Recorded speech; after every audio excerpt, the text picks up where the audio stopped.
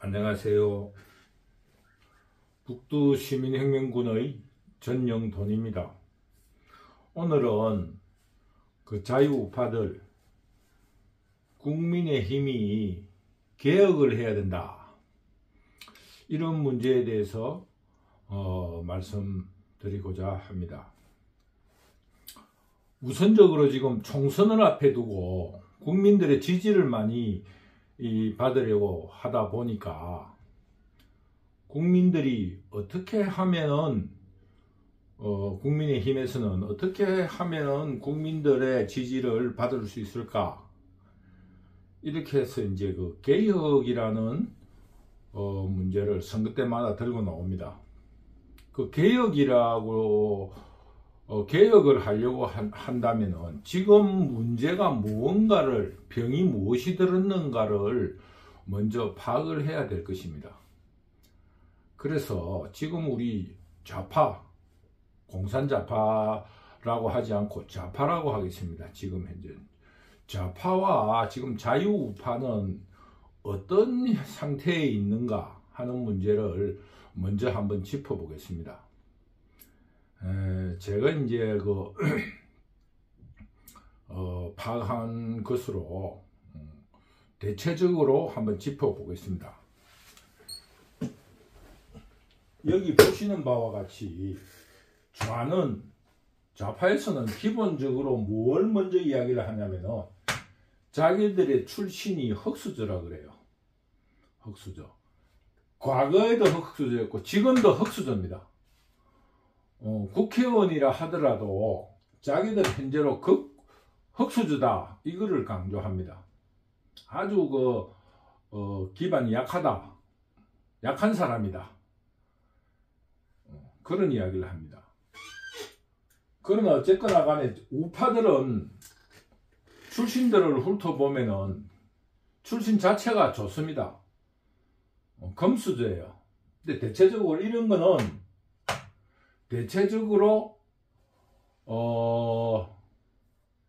세계적인 현상이에요. 다른 나라도 되게 그렇습니다.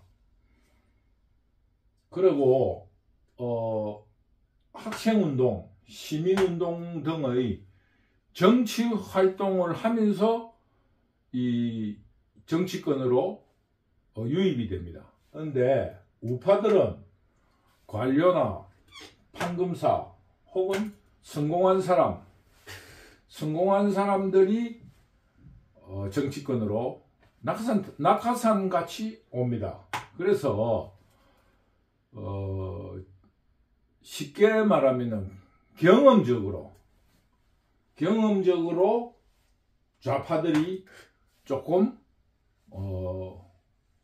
나은 입장에 있습니다. 정치적 경험이 많다, 이렇게 이야기할 수 있습니다. 경험이 많다. 이 관료나 판검사, 성공한 사람으로는 인생 경험으로는 성공했지만은, 그러나 기본적으로는 정치 경험이 조금 약합니다. 그런데 우리가 그 계급적인 문제로서 금수저다, 흑수저다 이러는 거는 현직으로서 지금 현재 국회의원을 한다든가 정치적으로 유입이 됐을 때조차도 외모에서 이미 우파들은 금수저의 분위기가 좀 납니다. 금수저의 분위기.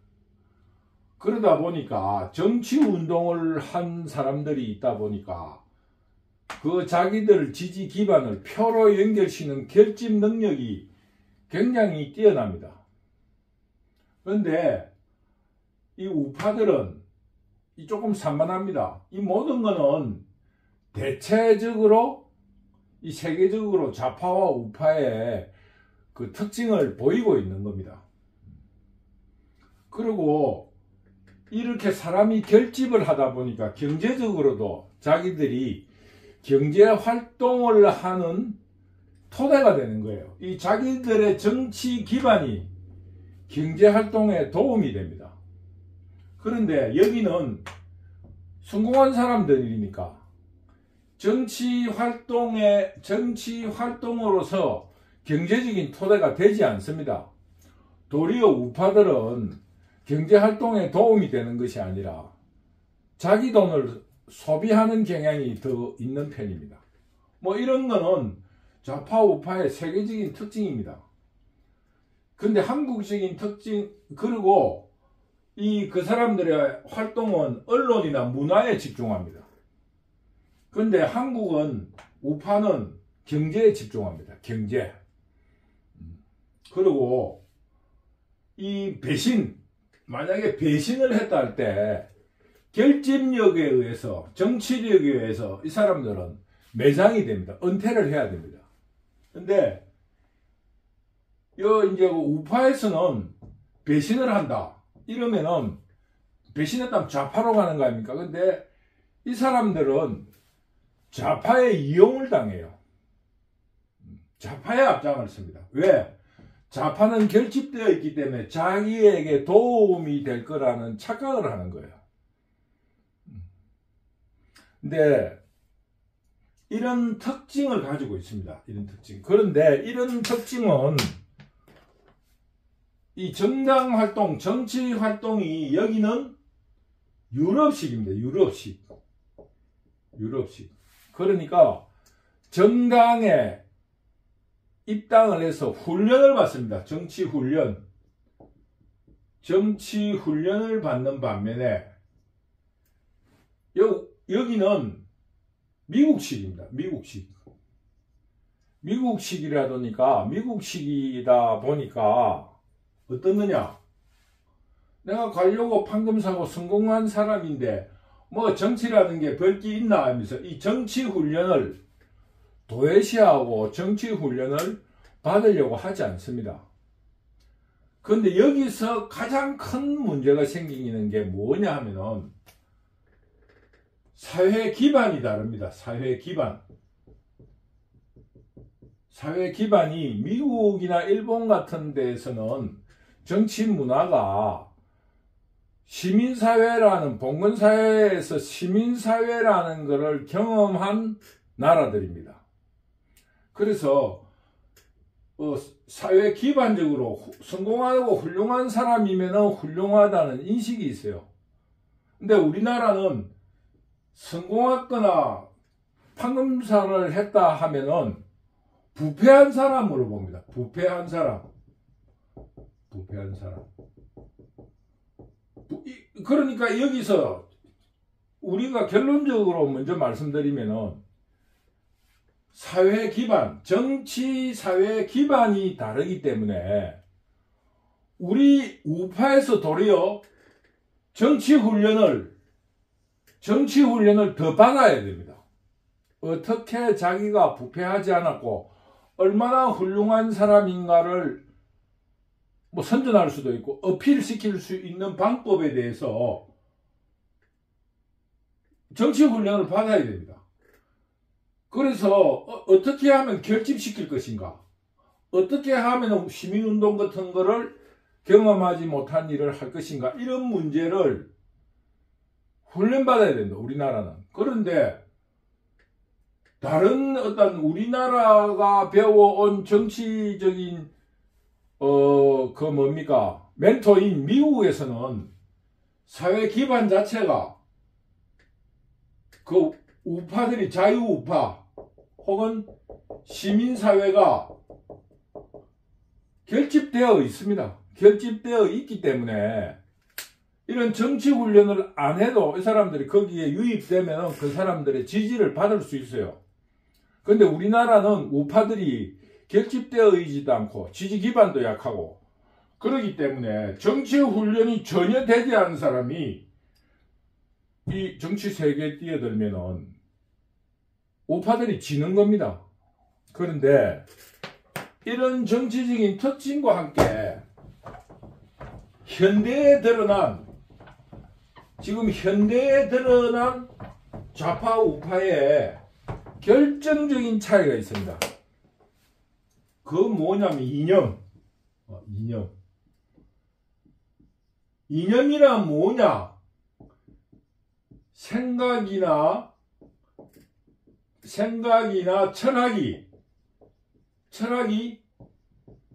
신념화된 겁니다. 신념화.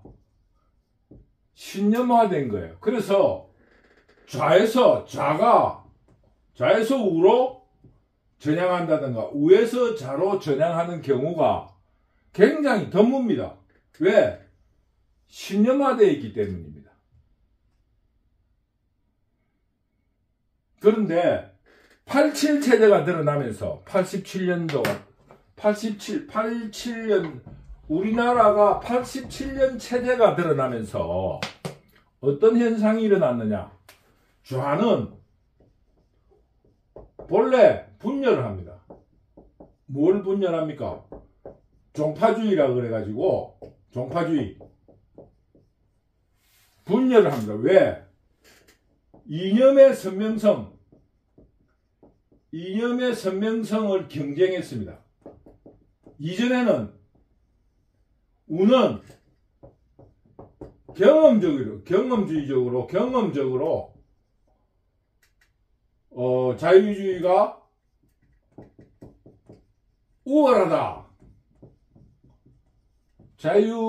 우월하다 하는 것을 알고 있기 때문입니다. 왜? 시민사회를 거쳤기 때문에. 그래서 우리나라도 87 체제 전에는 우가 많았습니다. 좌는 연대 혹은 연합하지 않고서는 이길 수가 없었습니다. 분열되어 있기 때문에.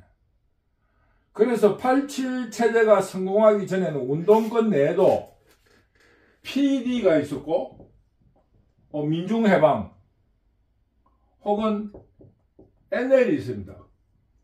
민족해방. 그 다음에 재헌의회. 처음부터 새로 만들자 하는 이런적으로 계파가 굉장히 많았습니다. 우리나라도 지금 흔적이 남아 있습니다. 진보당, 정의당. 정의당이 쉽게 말하면 PD 계열이에요. PD 계열. 진보당, 이 NL계, 이 쉽게 말하면 이게 정부 주체 세력화했습니다. 주체를 따른다. 이 NL, PD, 재헌의회, 또 그 외 여러 가지 이 단체가 있습니다. 그래서 좌는 분열하고 종파주의로 끊임없이 다툼이 있었습니다. 그러다 보니까 소수였어요. 우는 미국서 도입이 되었기 때문에 미국의 그거를 경험주의를 무조건 받아들인 거예요. 그래서 미국의 문물이 들어오다 보니까 우리나라에는 우파가 다수였습니다. 다수. 그런데 87 체제 이후 어떻게 되었느냐? 87 체제 이후 어떻게 되었느냐?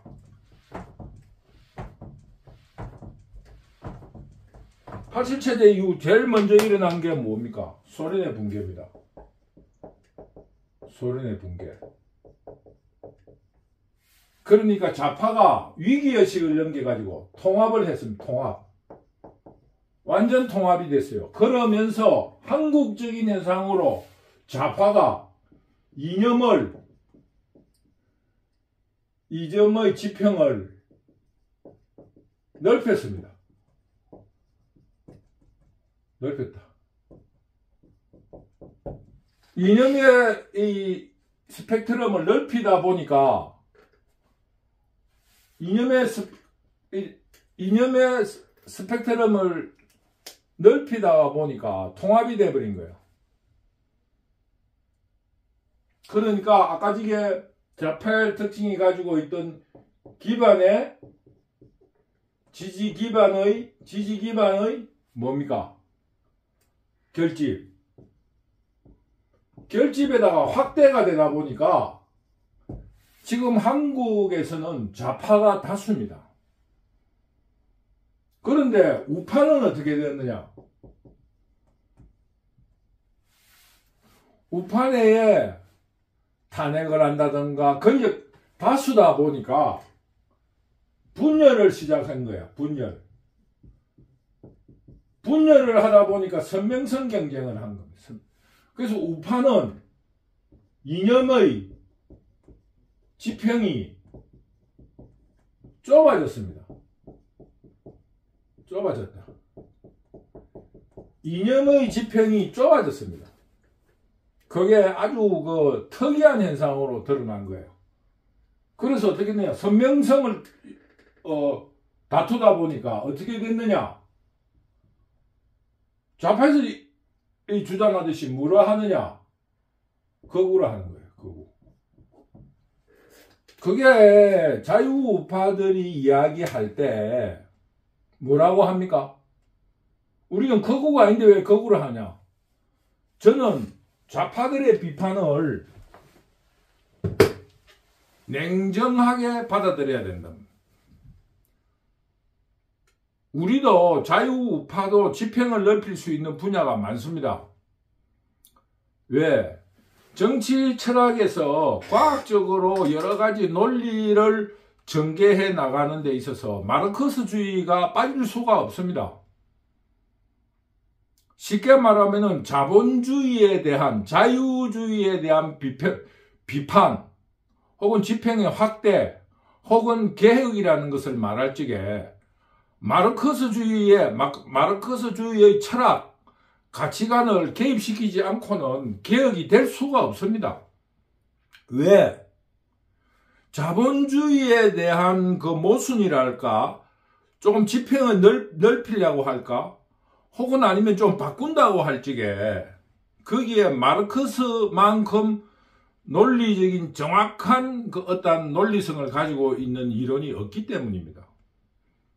더구나 19세기 말기 20세기 초에 급속도로 이 전진된 산업화 그리고 마르크스 이론 이 두 개가 급진적으로 발전하면서 두 개 다 모순을 드러냈어요.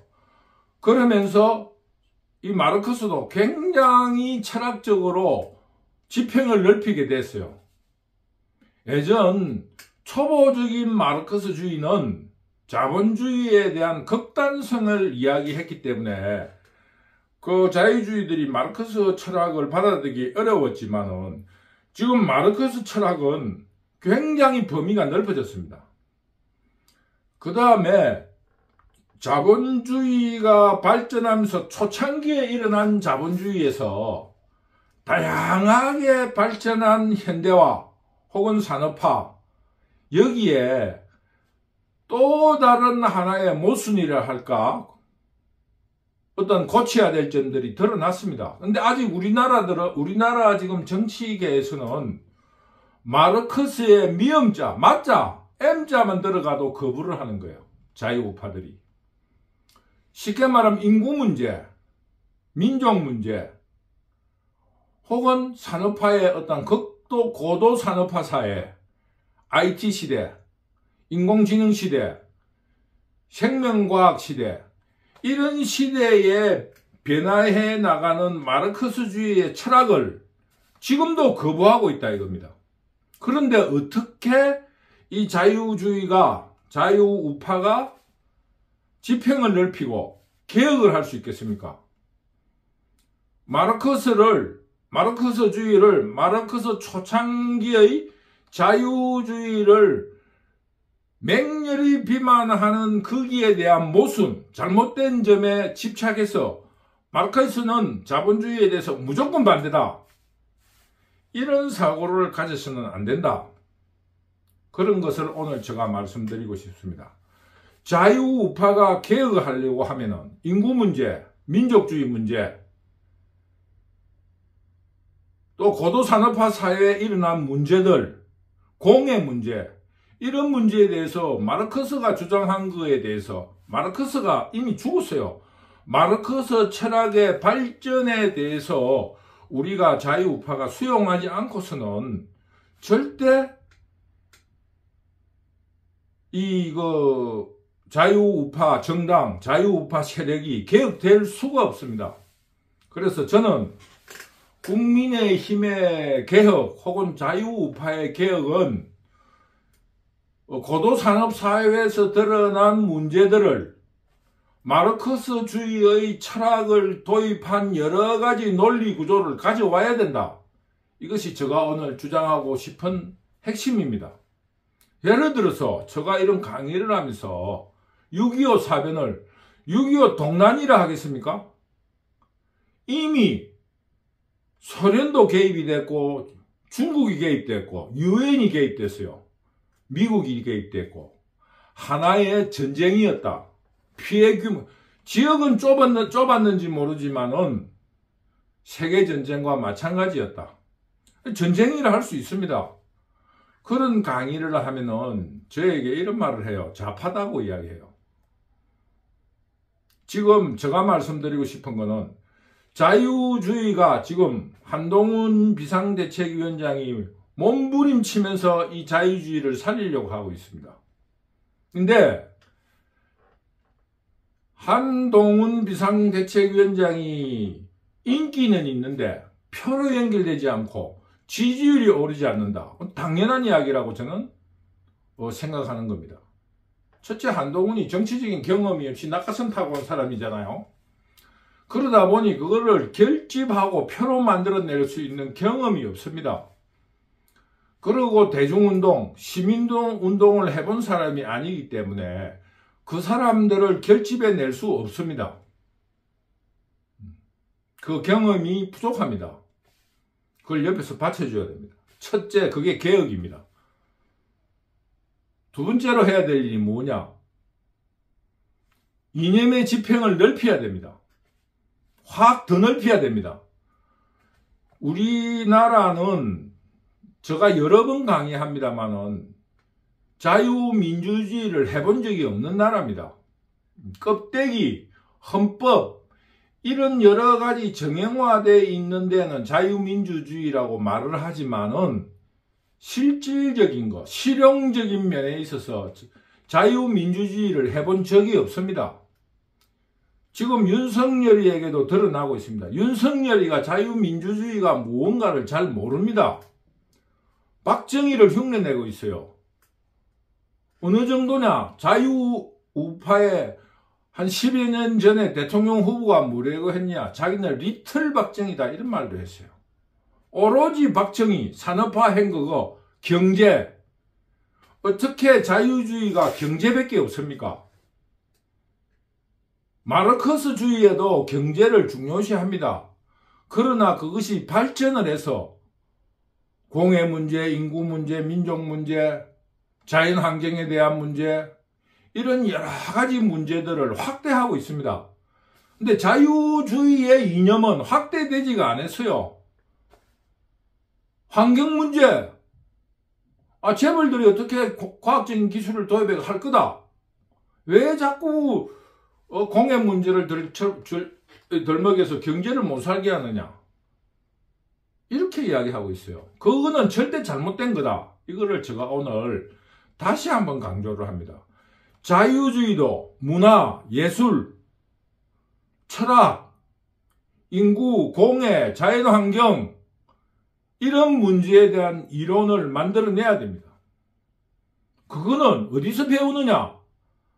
마르크스 철학을 기반으로 한 공해 문제, 인구 문제, 자연환경 문제, 현대 사회에서 드러난 인공지능이 어떻게 인간과 결합하고 앞으로 부작용을 어떻게 해결할 것인가에 대한 문제를 수용해야 된다는 것을 제가 오늘 말씀드립니다.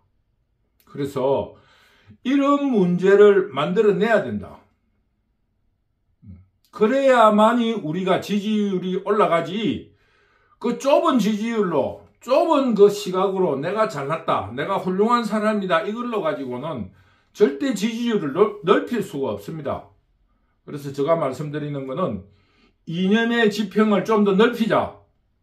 그리고 공해 문제, 탄소의 문제, 여러 가지 지금 이제 드러나고 있는 현대 산업 사회의 문제를 마르크스주의의 철학을 들여다보면서 한국의 자유민주주의를 발전시킬 이론을 만들어내야 됩니다. 결론적으로 말하면은 정치라는 건 앞으로 나아갈 방향을 제시하는 건데, 한국 자유민주주의는 미래가 없습니다. 잘 살게 하겠다. 잘 살게 해가지고 국력이 차이 났으니까 북한을 어떻게 하겠다. 지금 현재까지는 가능해요. 그러나 이념을 넓히자. 이념의 지평을 더 넓히자. 이게 저의 오늘 강의의 주제입니다. 지금 현재 이런 식으로 좌파의 어떠한 이야기의 논리성이 맞다고 생각하는 문제에 대해서 우리가 그 선명성을 다투면은 이 범위가 지지율이 자꾸 좁아지는 겁니다. 그래서 거기 동질성을 가지면서 지지계급을 만들어 나가야 됩니다. 간단하게 말하면은 이재명이 자작극을 한 거예요. 자작극. 이 자작극일 증거가 너무너무 많이 있어요. 그런데도 이재명의 지지율이 떨어지지 않습니다. 왜? 그 지지기관들이 자작극이면 어때? 이렇게 돼 있는 거예요. 그게 도덕성의 문제냐? 그렇지 않습니다. 왜? 우리 자유민주주의를 주장하는 자유우파들은 이념의 지평이 좁은 거예요.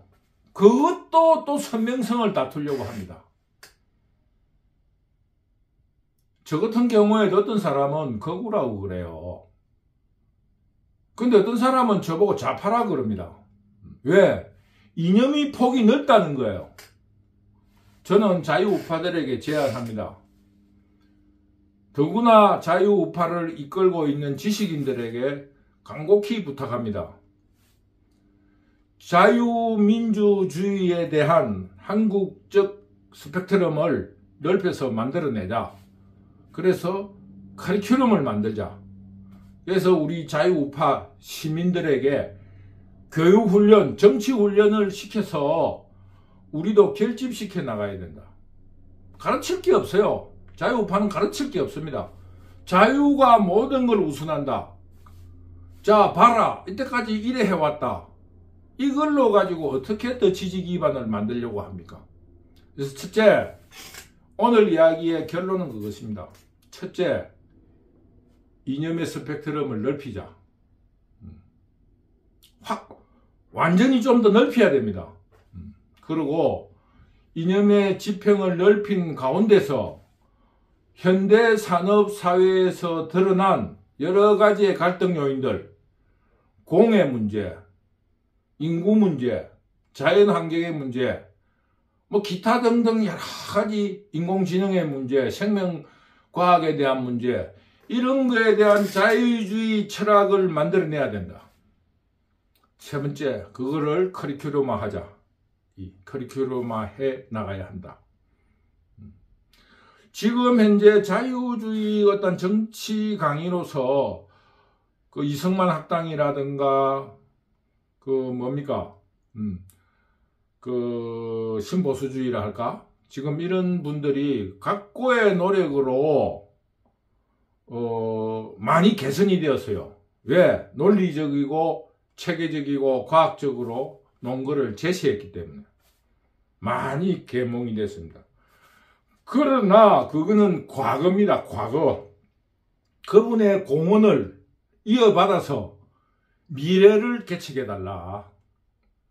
미래에 대한 자유주의들이 해야 될 일을 만들어내야 된다. 이 문제를 여러분 앞에 간곡히 호소드린 바입니다. 우선적으로 국민의힘의 개혁은 바로 여기에 있다. 즉 스펙트럼을 넓히고 거기에 대한 자유주의에 대한 논리를 만들고 그것을 커리큘럼화하자.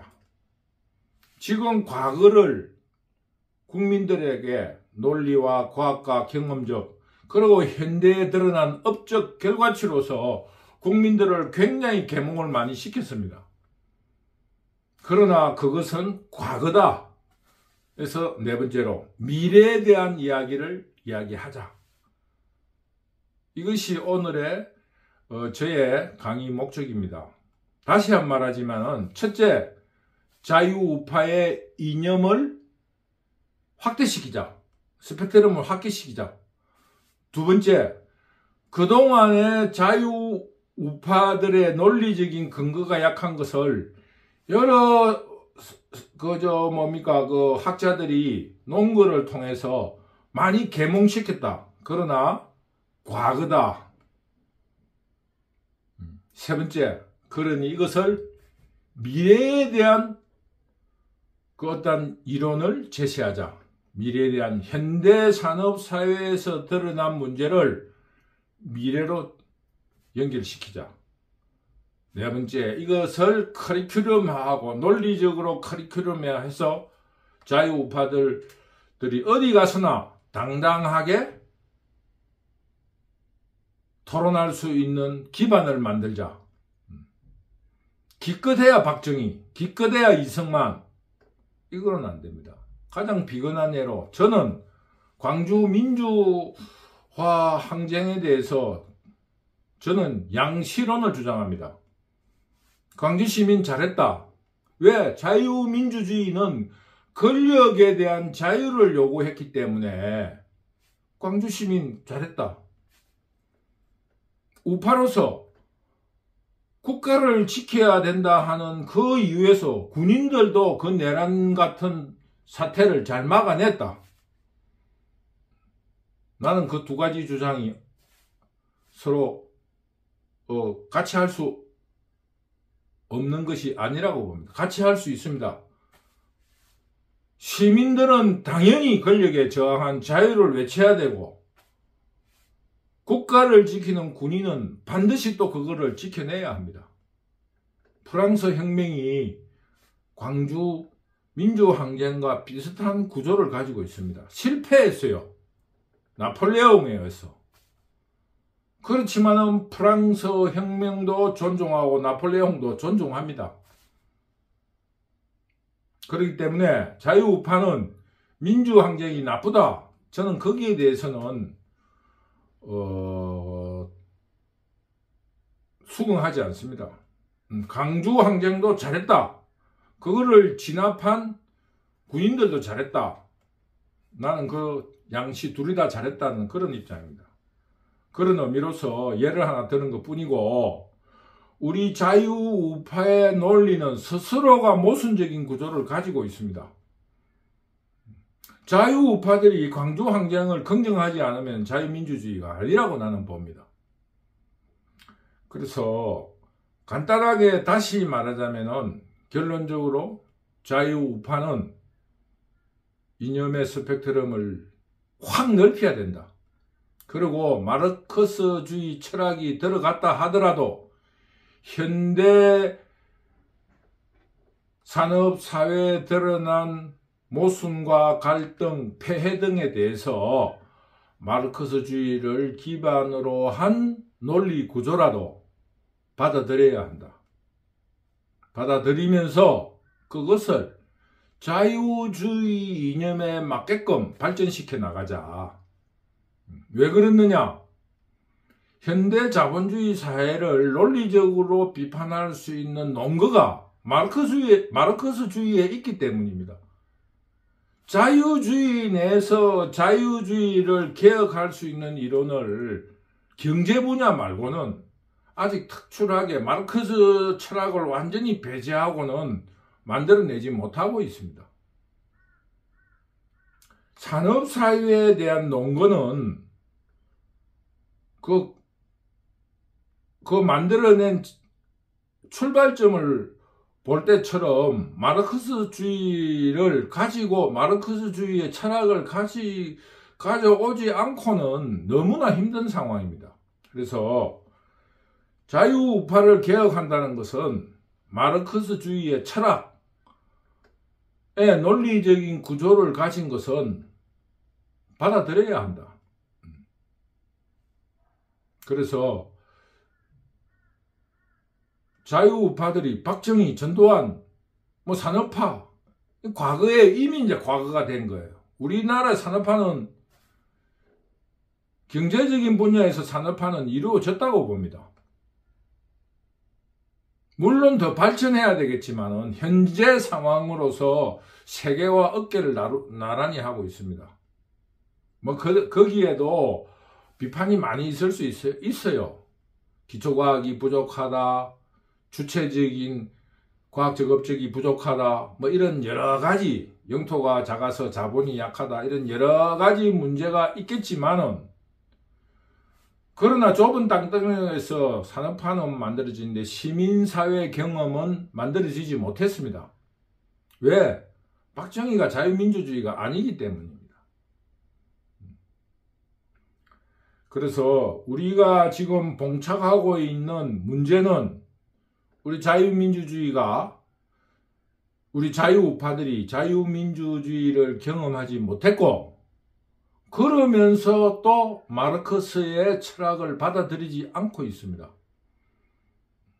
마르크스주의 철학에서도 받아들일 게 많이 있습니다. 마르크스주의 철학의 일부분, 논리적 구조를 가져온다 해가지고 자유민주주의가 훼손된다고 생각하지 않습니다. 그래서 자유민주주의의 지평을 넓혀서 지지 기반을 확충하자. 지금 이 선명성, 뭐 탄핵을 반대하지 않으면 우파가 아니다. 뭐 전두환을 반대하지 않으면 우파가 아니다. 이런 식으로 종파 또는 선명성 경쟁을 하다 보면은 우리 한동훈 비상대책위원장처럼 훌륭한 사람이 나타나더라도 그것이 지지나 표로 연결되지 않습니다. 또 지지 기반화되지 않습니다. 왜? 동질성이 없기 때문입니다. 지금 좌파에 가 있는 한 50% 정도는 전부 다 자유우파들입니다. 그 논리적인 구조가. 거기에 우리가 동질성을 줘야 됩니다. 그냥 잘난 놈들, 성공한 놈들이 떠드는 소리, 어쩌면 옳은 소리를 할지라도 동질성이 없는 겁니다. 그래서 우리가 국민들과 동질성을 회복하기 위해서라도 이념의 스펙트럼을 넓혀서 지지 기반을 넓혀 나가는 일이 바로 자유우파들의 개혁이다. 국민의 힘의 개혁이다. 이런 말씀을 드리고 싶습니다. 그래서 조금 벗어난 이야기를 하자면은 우리 자유우파에서 낙하산 타고 오듯이 좌파들이 낙하산 타고 내려와요. 시민운동에 성공한 사람으로서 내려오는 거예요. 그리고 그 사람이 조금만 그 자기의 철학적인 이야기를 하면은 아직 빨간물을 못 뿌렸다고 비판하는 거예요. 그러면서도 그 사람들을 끌어당겨 오려고 그래요. 개혁하려고 하면. 그거 얼마나 모순적입니까? 그 사람을 데려오기 이전에 우리의 이념의 지평을 넓힐 필요가 있다. 이런 생각을 해보지는 않습니까? 그래서 저는 마르크스주의를 철저히 배격하면서 마르크스주의를 부르짖었던 사람을 데리고 오는 거예요. 이거 얼마나 모순적입니까? 그런 의미로 오늘의 주제 강의는 마르크스주의 철학을 기반으로 한 현대산업사회의 비판은 논리적 구조를 갖췄다면 자유우파가 받아들여야 된다. 그리고 국민 계몽을 과거로서 업적으로서 드러낼 것이 아니라 미래로 나가자. 미래로 제시해라. 세 번째, 이것을 그냥 흘려버리지 말고 카리큘럼화 해나가자. 그래서 이걸 가지고 국민을 계몽해서 시민계급으로 만들어 나가야 된다. 이런 말씀을 드리고 싶습니다. 저 말에 대해서 조금은 반감을 가지신 분들 계시겠지만 어쩔 겁니까? 그 소수끼리 해가지고 어떻게 국회의원 선거, 대통령 선거, 자유민주주의에서 투표로서 결정되는 그 제도와 체제를 어떻게 이겨내려고 그럽니까? 도덕성이 우월하다. 국민들이 모른다. 모르면 가르쳐야죠. 가르쳐야 될 근거가 없는 거예요. 그래서 저는 오늘 이 강의를 마치면서 그 세 가지를 다시 한번 정리하겠습니다. 첫째, 자유민주주의의 집행을 넓히자. 두 번째, 과거의 업적과 과거의 잘못된 것을 계몽하는 것만큼이나 미래에 대한 비전도 제시하고 논리를 개발하자. 세 번째, 이것을 커리큘럼화하자. 마지막으로 이것을 통해서 지지 기반을 계몽하고 국민들을 계몽해서 우리가 이번 선거에서 이겨낼 수 있도록 했으면 좋겠다 하는 것이 제 바람입니다. 그것이 저는 자유우파의 개혁이라고 믿고 있습니다.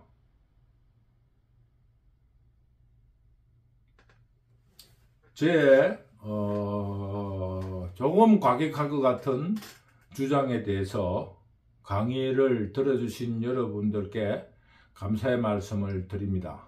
감사합니다.